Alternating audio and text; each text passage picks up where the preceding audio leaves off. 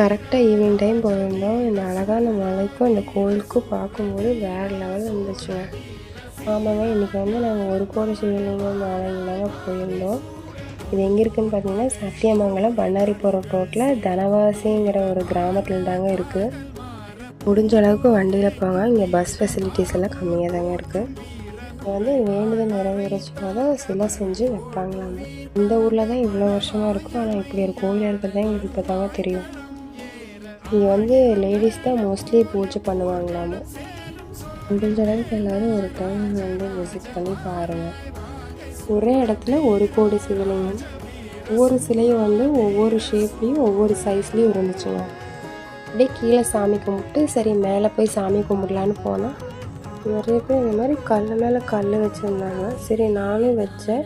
கடைசியாக பார்த்தா அது வேண்டுதலாமா.